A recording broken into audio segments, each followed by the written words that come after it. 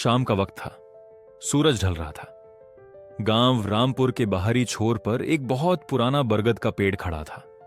कहते हैं उस पेड़ ने सदियों से गांव के सुख दुख देखे थे, लेकिन आज उस पेड़ के नीचे जो रूह बैठी थी, उसकी सिसकियां सुनकर शायद आसमान का कलेजा भी फट जाता।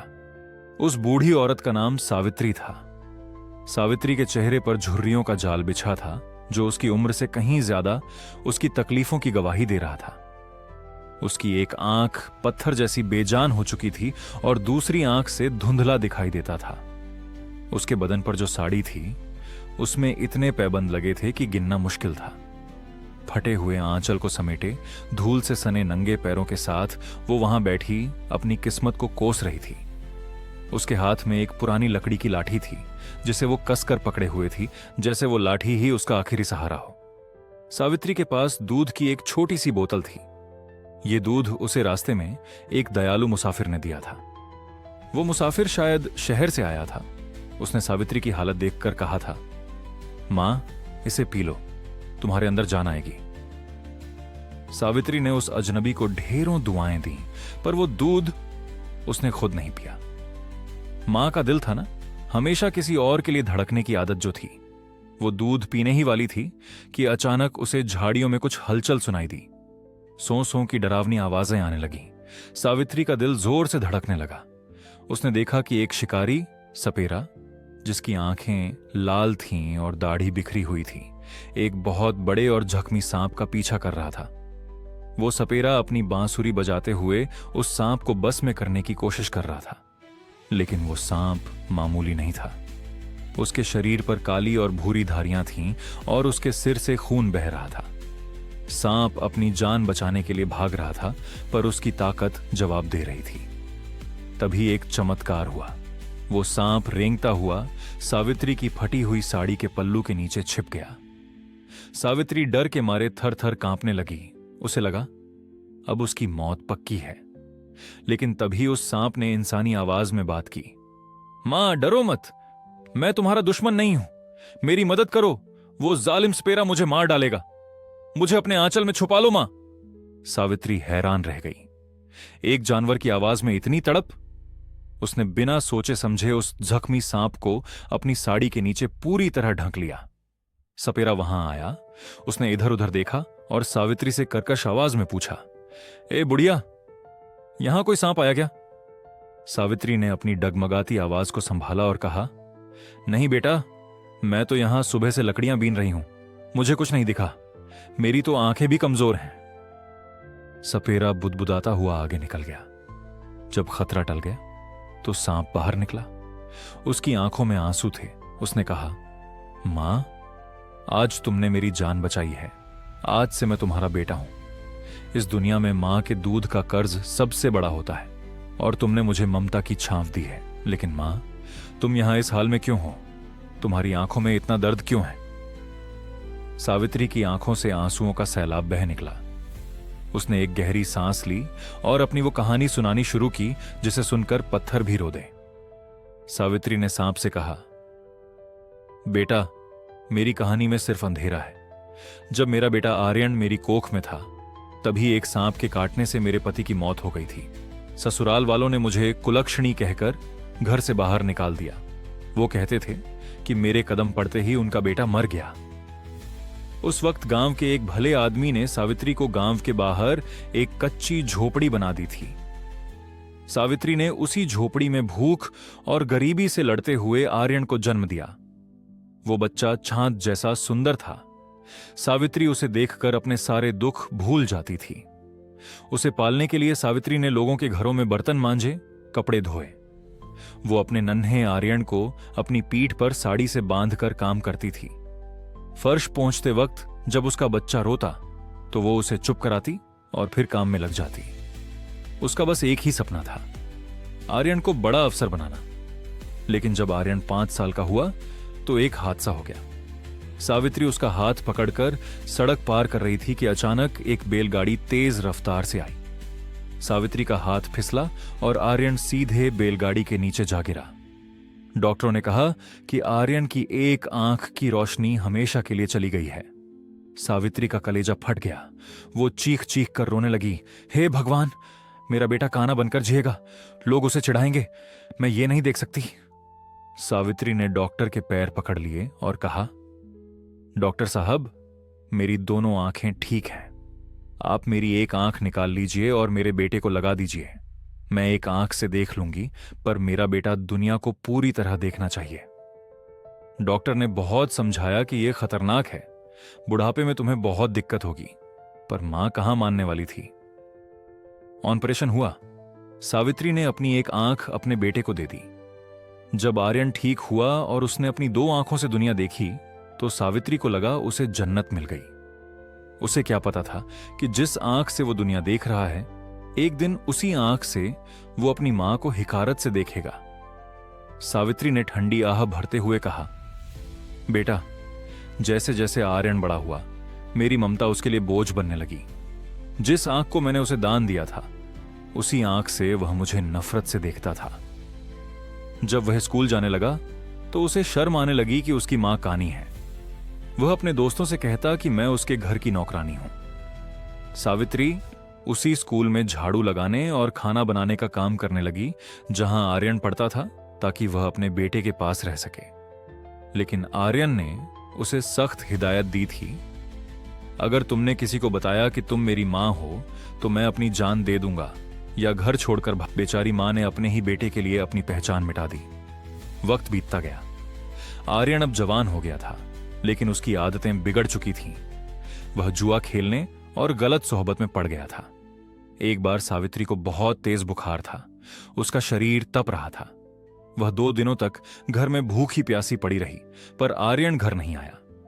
जब सावित्री घबराकर उसे ढूंढते हुए उसके दोस्तों के पास गई तो आर्यन ने उसे वहां देखकर अपना आपा का खो दिया।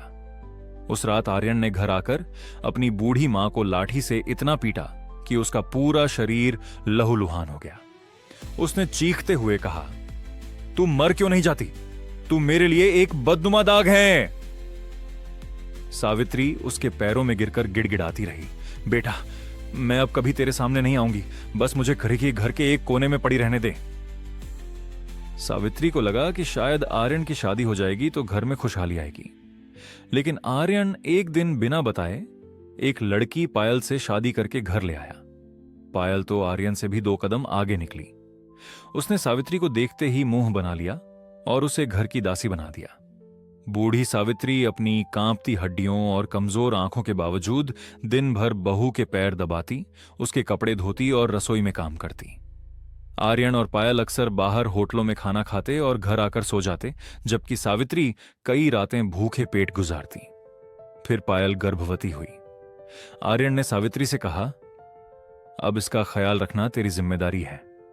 सावित्री ने अपनी जान लड़ा दी। एक रात पायल सो रही थी और सावित्री उसके पैर दबा रही थी।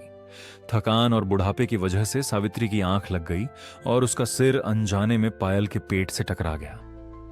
यह एक छोटी सी दुर्घटना थी, लेकिन पायल का गर्भ गिर गया। पायल ने गुस्से में सावित्री को लात मारकर नीचे गिरा दिया और शोर मचाने लगी। जब आर्यन घर आया तो उसने अपनी मां की एक बात नहीं सुनी। उसने सावित्री का हाथ पकड़ा और उसे घर से बाहर धक्का दे दिया। सावित्री ने रोते हुए कहा, बेटा, मैं अंधी हूं, कहां जाऊंगी? आर्यन ने पत्थर दिल होकर जवाब दिया, भाड़ में जा, पर हमारे सामने फिर कभी मत आना। सावित्री की कहानी सुनकर उस सांप की आंखों में अंगारे दहकने लगे। उसने अपना फन उठाया और बोला, मां, जिस बेटे ने तेरे दूध का अपमान किया है उसे सजा मैं दूंगा। तूने मुझे जीवन दान दिया है, अब तू देख तेरा यह सांप बेटा क्या करता है।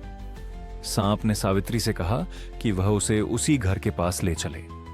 सावित्री डर रही थी, पर सांप ने उसे भरोसा दिलाया। सावित्री की आंखों से बहते आंसू अब उसकी बेजान आंख के पास के पुराने जख्मों को भिगो रहे थे। सांप ने जब यह सब सुना तो उसकी आंखों में गुस्सा और ममता का एक अजीब मिश्रण था।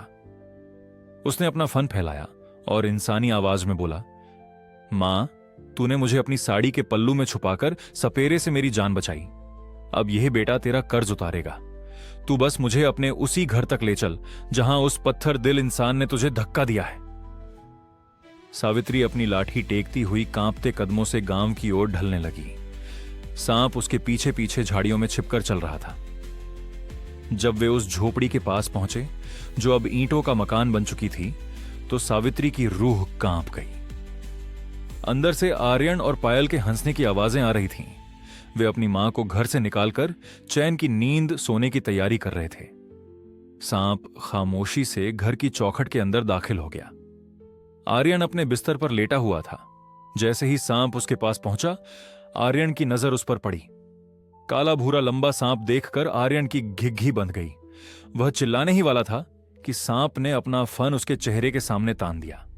सांप बोला, ओ एहसान फरामोश इंसान, जिस मां ने तुझे अपनी आंख दी ताकि तू दुनिया देख सके, आज तूने उसे ही घर से बेघर कर दिया।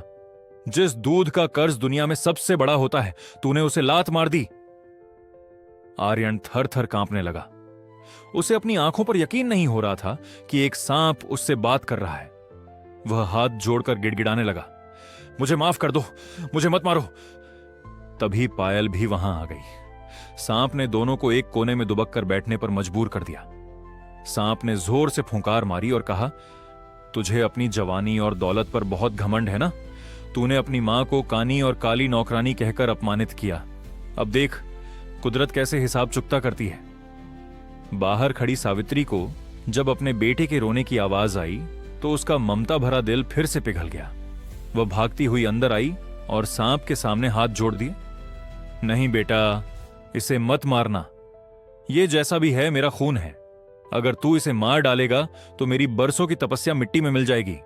मैंने इसे पालने के लिए अपनी आंख गंवाई है, इसे मरते हुए देखने के लिए नहीं। आर्यन अपनी मां के पैरों में गिर पड़ा।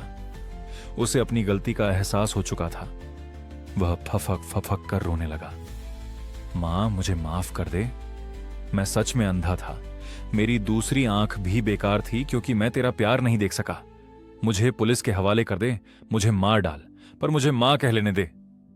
सांप ने अपना फन नीचे कर लिया। उसने सावित्री की ओर देखा और बोला, मां, तू धन्य है। तूने आज फिर इसे जीवन दान दिया है।